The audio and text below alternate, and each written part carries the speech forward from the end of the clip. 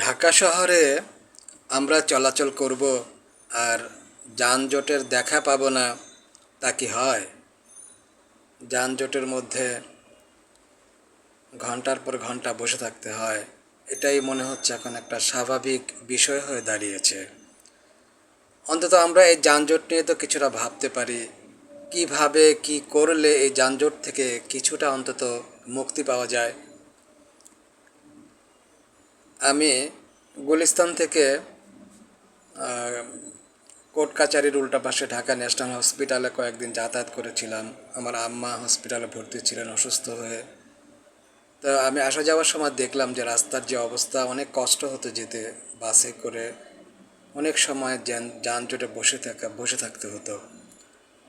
গুলিস্তান হয়ে বংশাল হয়ে যে রাস্তাটা সদরঘাট গিয়েছে, তা আমার মনে হলো যে রাস্তার দুপাশে বেশ কিছু কুরিয়ার সার্ভিসের প্রতিষ্ঠান আছে। সেগুলোর মধ্যে গাড়ি লোড এবং আনলোড করা হয়, যার জন্য তারা রাস্তার বেশিরভাগ একটা অংশ দখল করে এই লোড এবং আনলোড করার কারণে এই রাস্তার মধ্যে অনেকটাই যানজটের সৃষ্টি হয়। তা আমরা আসলে এ থেকে মুক্তি পেতে একটুখানি যদি কৌশল অবলম্বন করি, তাহলে মনে হয় সেটা কার্যকরী হতে পারে।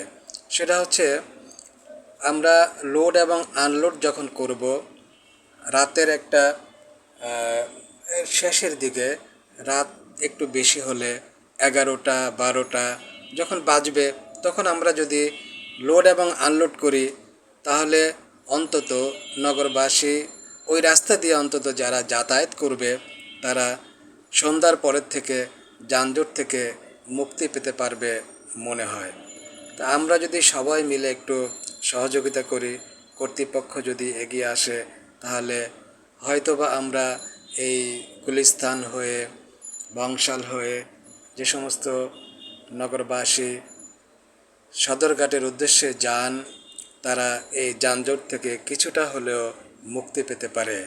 আসুন না আমরা এই লোড এবং আনলোডের কাজটা একটু রাতের বেলা করি, 11টা 12টার দিকে করি, তাহলে হয়তোবা কিছুটা আমরা যানজট থেকে মুক্তি পেতে পারবো।